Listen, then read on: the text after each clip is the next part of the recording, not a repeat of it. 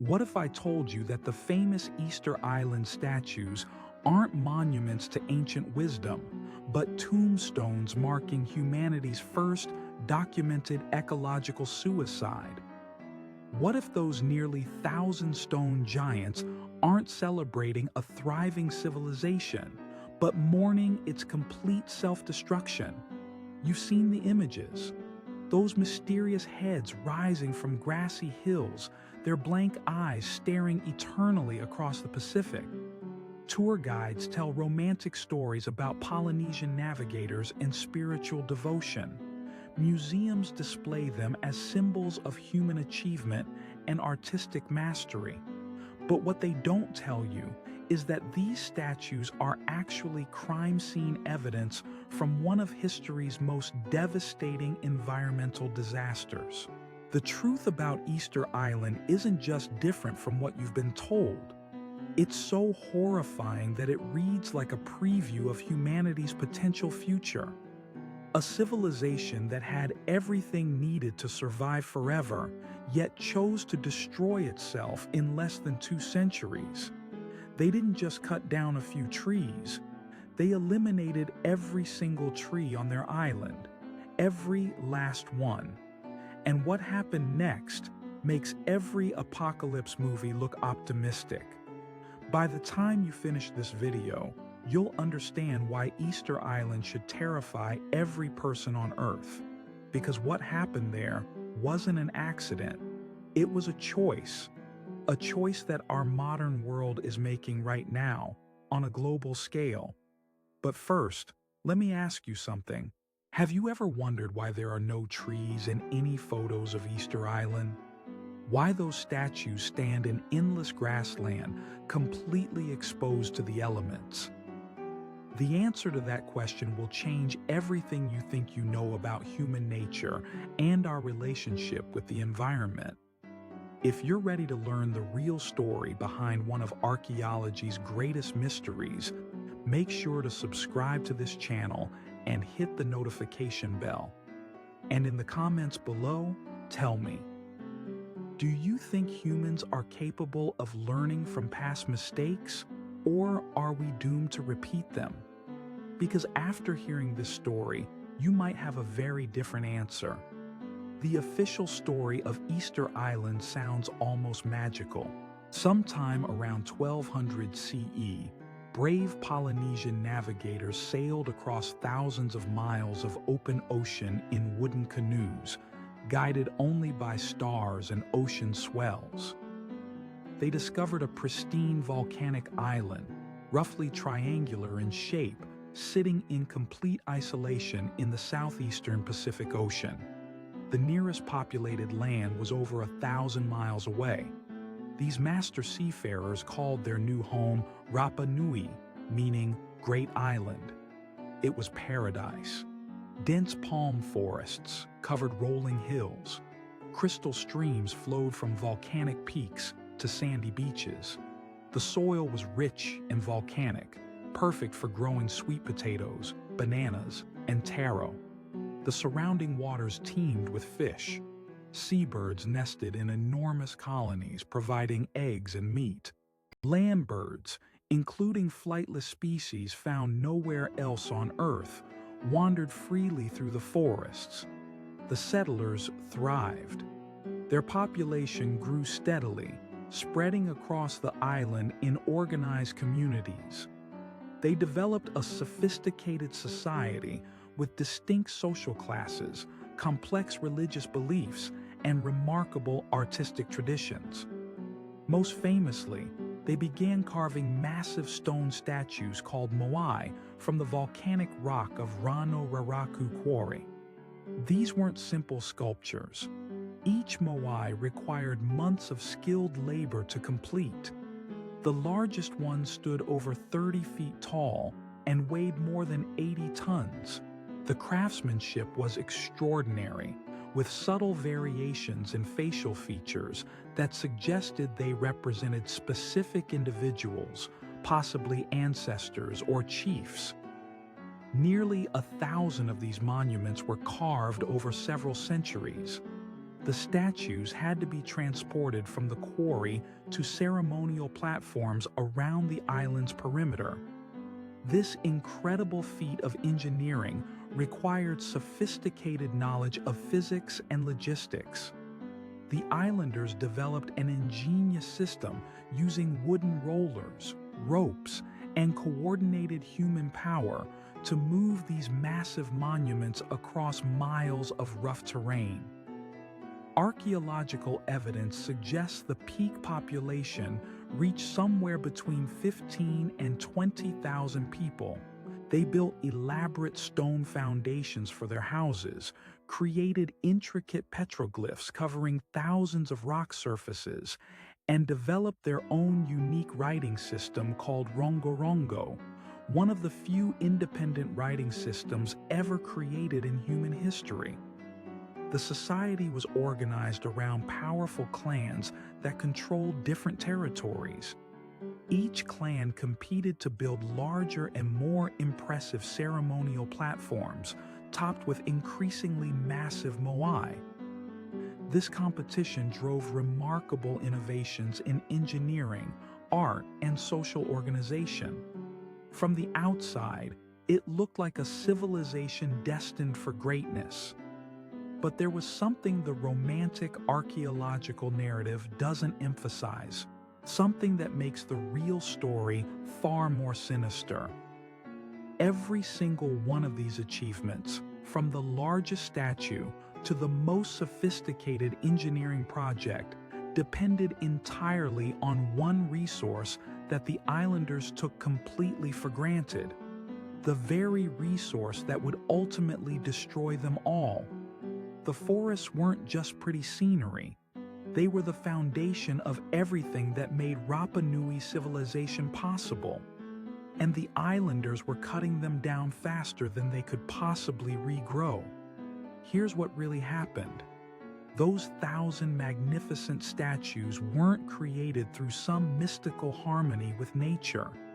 They were built through the systematic destruction of the island's entire ecosystem. Every moai required enormous wooden rollers to transport from quarry to coast. Every roller required cutting down massive palm trees that had taken decades to grow. Every statue platform needed wooden scaffolding. Every house needed timber frames. Every canoe needed carefully selected wood. But the islanders weren't just using trees for construction. They were burning them for fuel, clearing them for agriculture, and harvesting them faster than any forest can naturally regenerate. The mathematical reality was brutal. At the peak of statue construction, they were cutting down trees at 20 times the rate of natural regrowth. By 1400 CE, something unprecedented in human history occurred. The islanders cut down the very last tree on their island. Not most of the trees, not almost all the trees, every single tree. Easter Island became the first and only place on Earth where humans achieved complete deforestation of an entire landmass. The consequences were immediate and catastrophic. Without trees, there was no wood for canoes. Without canoes, there was no deep-sea fishing. The islanders were suddenly trapped on their island with no way to access the fish that had fed them for centuries. Without wood for fuel, they couldn't cook properly or stay warm during cold seasons. Without tree roots to hold soil in place, agricultural land began washing away with every rainstorm. But the ecological collapse was just the beginning. The real horror was what happened to the society itself. Those sophisticated clans that had competed to build impressive monuments suddenly found themselves competing for survival in a world of rapidly shrinking resources. The same social structures that had driven artistic achievement now drove something far darker. Archaeological evidence from this period tells a story that archaeologists initially refused to believe. Garbage heaps that had once contained fish bones and bird remains suddenly contained only rat bones and human bones. Tool assemblages shifted from fishing equipment to weapons. Peaceful settlements were abandoned for fortified positions on cliff tops and in caves. The competition between clans transformed into open warfare. But this wasn't warfare over territory or honor. This was warfare over the right to eat. Skeletal remains from this period show clear evidence of violent death, malnutrition, and something that sends chills down the spine of every archaeologist who studies Easter Island. Clear, unmistakable evidence of systematic cannibalism. The people who had created some of humanity's most remarkable art had become so desperate for protein that they were hunting each other. Entire bloodlines were wiped out not through disease or natural disaster, but through being eaten by their neighbors. The same hands that had carved intricate faces into 30-foot stone monuments were now carving human flesh for dinner. And still, incredibly, they kept building statues. Even as their civilization collapsed around them, even as they ate their own relatives, the surviving clans continued the monument projects that had caused the crisis in the first place. Because stopping would have meant admitting that everything they'd built their identity around was a mistake. But one man saw what was happening and tried to stop it. His name was Oroi, and his story reveals just how far human beings will go to avoid facing the truth about their own actions. Oroi was the chief of one of the most powerful clans on Easter Island during the early stages of the ecological collapse, around 1450 CE. Unlike many of his contemporaries, he understood the connection between the disappearing forests and his people's growing desperation.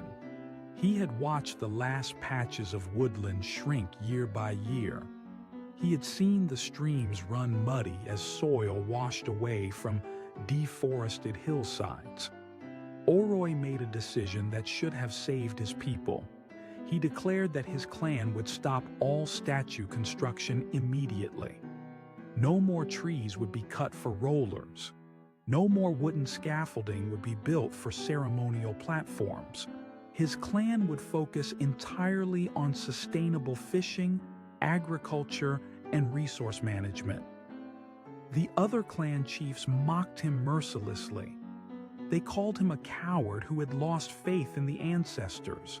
They claimed his reluctance to build monuments proved his clan was weak and unworthy of leadership. Some accused him of secretly trying to sabotage their projects so his existing statues would seem more impressive by comparison. But Oroi persisted. He ordered his people to begin intensive cultivation of sweet potatoes in stone-walled gardens that would preserve soil and moisture. He organized careful management of the few remaining groves of small trees, harvesting only dead wood and allowing healthy trees to mature. He even began primitive reforestation efforts, carefully nurturing palm seedlings in protected areas. For a brief period, Oroi's clan was more prosperous than their neighbors. Their sustainable practices provided steady food supplies, while other clans struggled with declining fish catches and crop failures. Archaeological evidence suggests that other clans began quietly adopting some of Oroi's conservation methods. But then something happened that reveals the true tragedy of human nature. Oroi's success made him a target. The other clans couldn't afford to let his conservative approach succeed because it would prove that their own practices were destructive. If Oroi was right about the trees, then they were responsible for their people's suffering. Rather than admit their mistakes and adopt sustainable practices, the other clans formed an alliance against Oroi. They spread rumors that his conservation efforts were actually selfish attempts to hoard resources. They claimed that his reluctance to honor the ancestors with new monuments had brought a curse upon the entire island. They accused him of weakness, cowardice, and betrayal of everything their culture valued. The propaganda campaign worked. Even members of Oroy's own clan began to doubt his leadership. Young warriors complained that his peaceful approach was shameful. Elders worried that abandoning monument construction would anger the spirits of their ancestors. Slowly, Oroy's support eroded. The final blow came during a particularly harsh winter when food shortages became severe. Competing clans organized a massive raid against Oroy's settlements, claiming that his hoarding of resources was causing others to starve. The raid was successful not because of superior military strength, but because many of Oroy's own people refused to fight for policies they no longer believed in.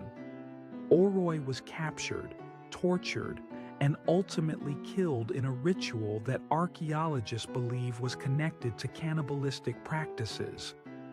His sustainable gardens were destroyed. His carefully protected tree groves were cut down and burned in celebration. His entire approach to resource management was not just abandoned, but actively reversed as the surviving clans tried to prove their rejection of his cowardly policies. The irony is devastating. The man who understood the solution to Easter Island's crisis was murdered by people who preferred to believe their problems were caused by anything except their own actions. His death marked the point of no return for Rapa Nui civilization. After Oroy's execution, the ecological and social collapse accelerated beyond all control. The delicate balance he had tried to maintain was shattered forever. What happened next makes his story look like a gentle prelude to real horror. The death of Oroy marked the beginning of what archaeologists call the collapse phase of Easter Island civilization. But even that clinical term doesn't capture the sheer brutality of what unfolded over the next century and a half. This wasn't a gradual decline or a peaceful transition to simpler living. This was a complete civilizational psychotic break. Without any trees left to cut, the monument projects finally ended. But instead of turning their organizational skills toward survival, the competing clans turned them toward warfare. The same coordination that had moved 80-ton statues across miles of terrain was now applied to systematic campaigns of extermination against neighboring settlements. The archaeological record from this period reads like evidence from a genocide. Mass graves contain hundreds of skeletons showing signs of violent death. Weapons become the most common artifacts in excavations. Entire settlements were burned and abandoned. The population crashed from an estimated 20,000 people to fewer than 3,000 in just a few generations. But the warfare wasn't random violence. It was strategic cannibalism. Clans didn't just fight for territory or resources. They fought for the right to eat their enemies. Archaeological analysis of human bones from this period shows systematic butchering marks identical to those found on animal bones from earlier, more prosperous times. Human beings had become livestock.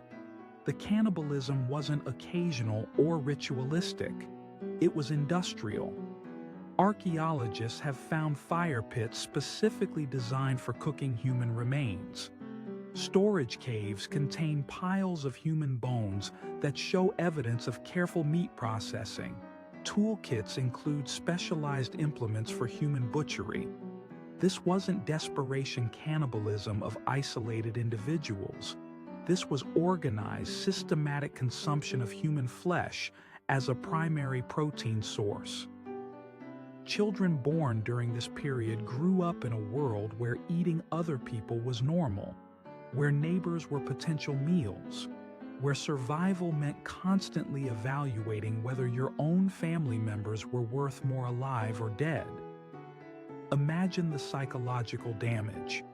Imagine the complete collapse of every social bond that makes civilization possible. But even this wasn't the bottom. The real horror came when the clans realized that cannibalism alone wouldn't solve their survival problems. There simply weren't enough people left to eat. So they turned to the final resource available on their devastated island. They began destroying their own cultural heritage.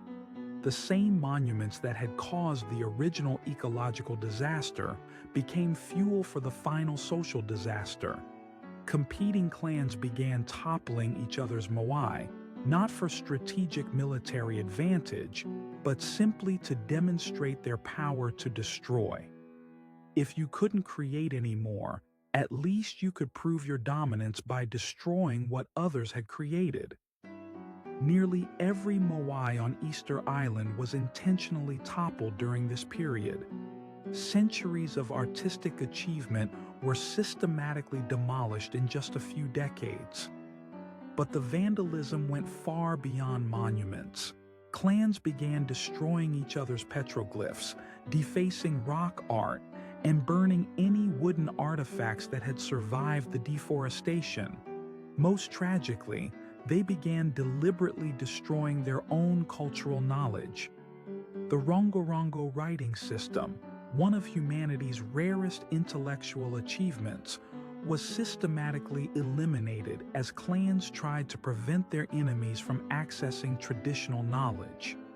Texts were burned, scribes were killed, children were forbidden to learn the symbols. By 1600 CE, fewer than 2,000 people remained on Easter Island. They had no trees, no deep-sea fishing, no sustainable agriculture, and no functioning social organization. They had eaten most of their neighbors, toppled most of their monuments, and forgotten how to read their own writing. They lived in caves and competed for scraps like wild animals. But the final insult was still to come.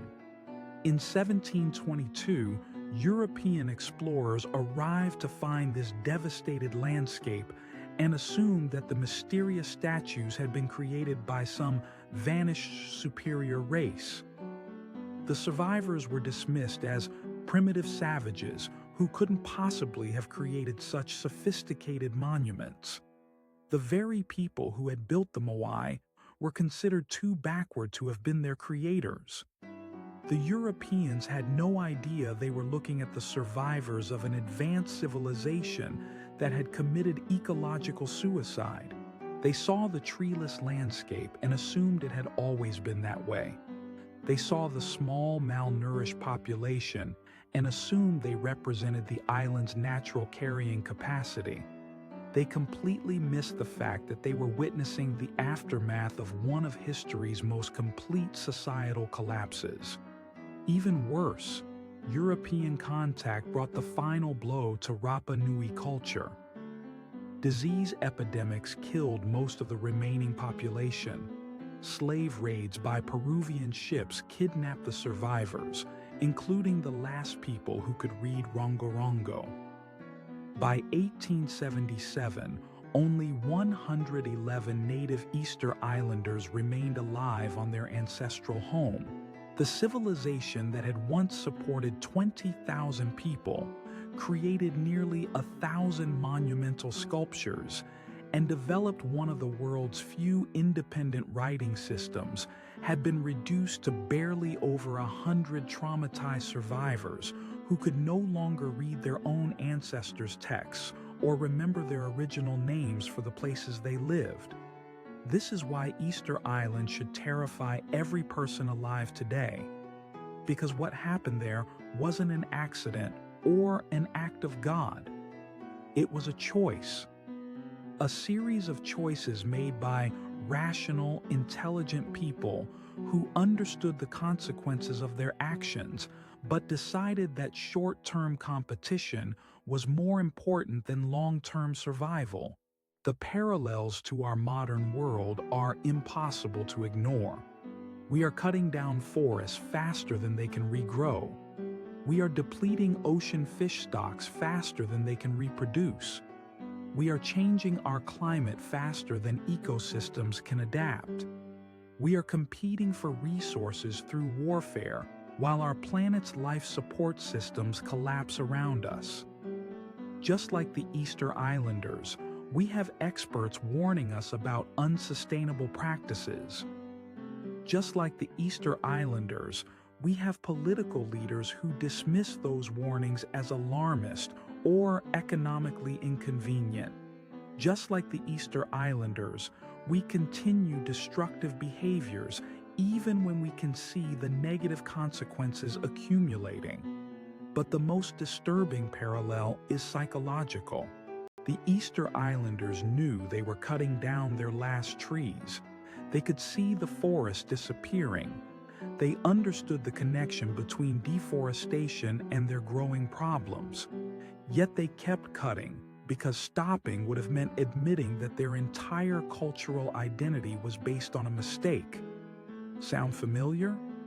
We know that fossil fuel consumption is causing climate change. We can see the glaciers melting, the storms intensifying, the ecosystems shifting. We understand the connection between industrial emissions and environmental destruction. Yet we keep burning because stopping would mean admitting that our entire economic system is based on a mistake.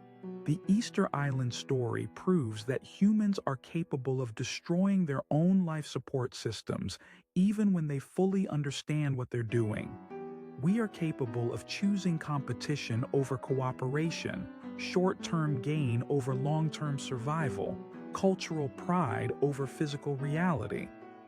But there's one crucial difference between Easter Island and Earth.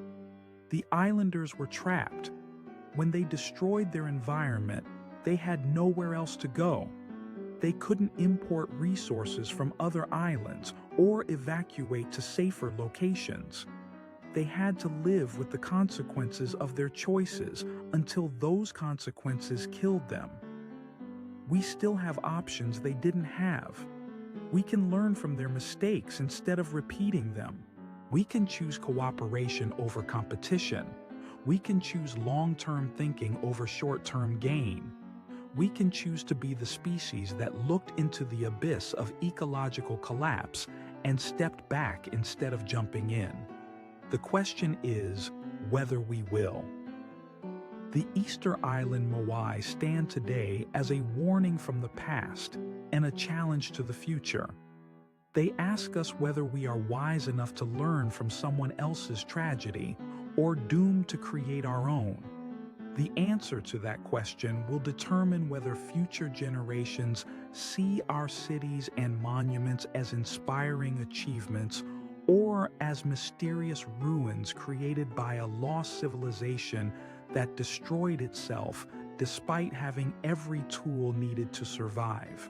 The tragedy of Easter Island doesn't end with ecological collapse and cultural destruction. It extends into the modern world in ways that most people never realize. Today, the island is a UNESCO World Heritage Site, protected and studied by international organizations. Tourists flock there to see the mysterious Moai, completely unaware that they're visiting a crime scene. But here's what makes the story even more unsettling. Recent archaeological discoveries suggest that we still don't know the full extent of what happened on Easter Island. Ground-penetrating radar has revealed that many of the famous heads are actually full-body statues buried up to their necks in centuries of accumulated soil. Excavations have uncovered elaborate underground networks that suggest the pre-collapse civilization was far more sophisticated than previously believed. Some researchers now believe that the Easter Islanders may have developed technologies and social systems that we haven't fully understood yet. Chemical analysis of the Moai stone has revealed traces of organic compounds that shouldn't be there, suggesting unknown construction techniques.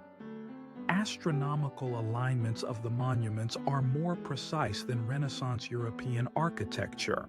Even more mysterious, recent linguistic analysis of the few surviving Rongorongo texts suggests they contain mathematical and astronomical information that would have required centuries of systematic observation to develop. This means the Easter Islanders weren't just building monuments. They were conducting scientific research that may have been more advanced than anything Europeans achieved until the modern era. So what we're looking at isn't just a story about environmental collapse. It's a story about the complete destruction of a sophisticated scientific civilization that may have understood things about their world that we're only beginning to rediscover. Imagine what knowledge died with the last Rongorongo scribes. Imagine what innovations were lost when the final clan wars ended organized society. The implications are staggering.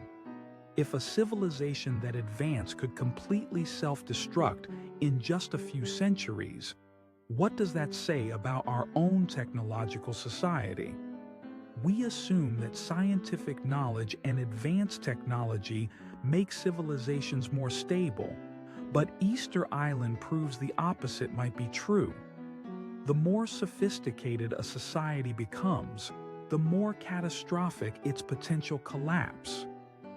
This is why government archives around the world still classify Easter Island research as sensitive. It's why certain archaeological sites on the island remain off-limits to both tourists and most researchers. It's why some of the most important discoveries about pre-collapse Rapa Nui civilization have never been published in peer-reviewed journals. Because the full truth about Easter Island is too dangerous to reveal. It proves that human civilization is far more fragile than we want to believe. It demonstrates that even the most advanced societies can collapse completely within a few generations. Most terrifyingly, it shows that the same psychological and social dynamics that destroyed Easter Island are active in our world right now. The Easter Island Moai weren't just monuments to vanished chiefs. They were humanity's first attempt to create something permanent in the face of environmental catastrophe. They were a civilization's desperate attempt to be remembered after it destroyed itself. They succeeded. We remember Easter Island, but only as a cautionary tale about the consequences of our own choices. What monuments will future archaeologists find in the ruins of our civilization? What warnings will they extract from our cities and our technologies? Will they understand that we knew what we were doing when we destroyed our planet's climate? Will they wonder why we chose competition over cooperation? Why we chose short-term profits over long-term survival? Why we chose to repeat Easter Island's mistakes on a global scale? The answer depends on the choices we make right now. The Moai are still watching, still waiting to see whether we're wise enough to learn from their creator's tragedy or doomed to become the next lost civilization that destroyed itself despite having every tool needed to survive. If this story has changed how you think about our modern world and the choices we're making right now, make sure you're subscribed to this channel for more hidden histories that reveal uncomfortable truths about human nature. And in the comments below, tell me, do you think we're capable of making different choices than the Easter Islanders? Or are we just repeating their mistakes on a larger scale? Because your answer to that question might determine the future.